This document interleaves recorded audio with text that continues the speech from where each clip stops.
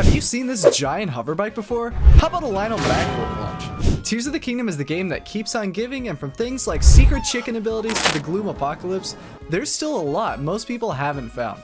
So without further ado, here's 11 secrets you didn't know in Tears of the Kingdom. Let's do this. Starting off with number 1. You might know that Goma shoots these explosive rocks, but did you know you can actually fuse them to weapons? Just be careful, because whenever you equip them, the rocks will start to blow up after a delay. And you do not want to be there when that happens. But it doesn't end there, because these rocks are supernaturally heavy. If you stick them to a wooden board, you can make a hydraulic press that destroys any non-boss enemy instantly. And trust me, it's hilarious. Number 2. Throughout the Zelda series, the Cuckoos have always been some of our greatest foes, but it looks like they'll finally help you this time around. You probably know by now that they'll fight enemies you throw them at, but did you know they'll actually freak out and warn you about any disguised Yiga clan members?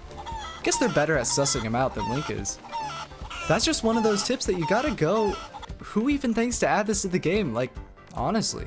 Number 3. Have you ever wondered how the game saves auto builds? Turns out, it actually creates a file for each creation you make on the Switch. Well, some people figured out that if you can find a way to edit that file, you can completely change the size of parts to make the biggest hover bike in Hyrule, or the smallest.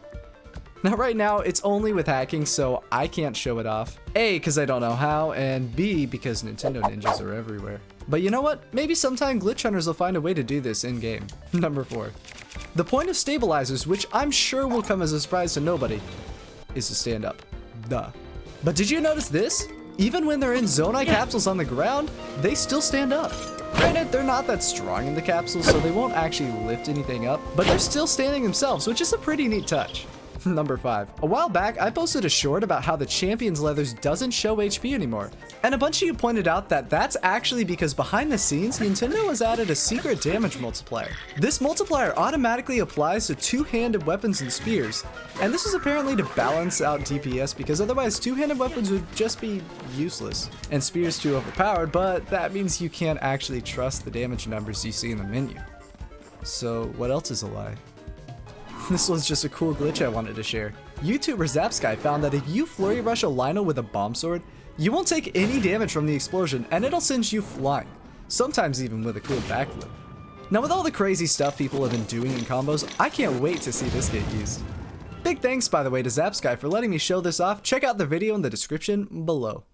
Number 7. After this whole time, there's finally a way to make wings last longer, and it was right in front of us the whole time. Apparently, of all the items in this game, Mineru's mask from the main questline for some reason adds 30 seconds of durability to the Zonai wing, which is like a 50% increase. Plus, it works with auto build. Now, I had already beaten the temple, so to get footage of this, I played through the entire early game and booked it over to Thunderhead Isle, only for this to happen.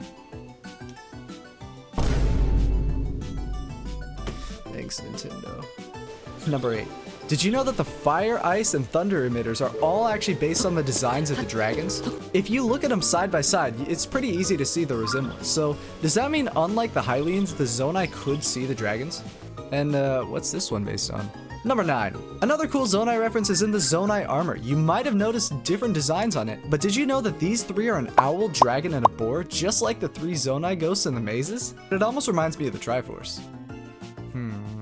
It really seems like you can parry everything in this game, and sure enough, you can reflect Gleeok's fireballs right back at it for some nice extra damage. And this is even easier if you use the spring shield.